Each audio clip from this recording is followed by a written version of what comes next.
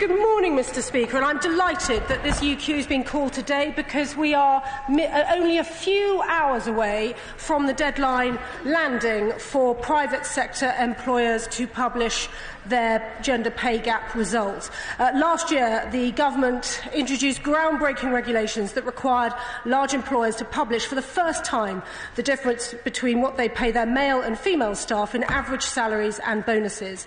For the first time in this country's history, the boards of large employers have had to have conversations about how they treat their female staff.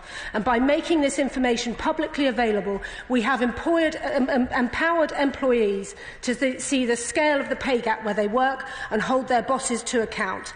The vast majority of companies are eager to tackle the gender pay gap themselves. This is why the government has provided guidance to help employers develop action plans to close their pay gaps. But reporting is just the start. It's crucial that all employers use this data to identify the barriers women face and take action to break down those barriers. We're supporting business in doing that by publishing evidence-based guidance on how employers can diagnose the cause of their gap and the practical actions they can take to close it. We recognise, though, that overturning structural inequalities in women's pay cannot be done overnight.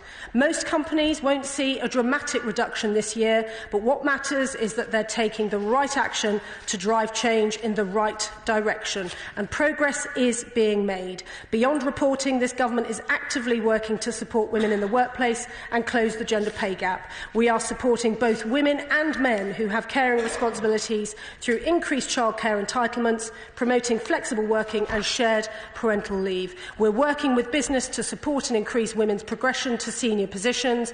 We are leading by example and aiming to make the civil service the country's most equal and inclusive employer by 2020. And we're helping women access every profession by working to increase the number of women taking qualifications in STEM subjects. Change will not be easy, but we have only to look at where we are now, compared to even 10 years ago, to see that a future of fair and equal pay is now within reach. And this should be a source of pride for us all.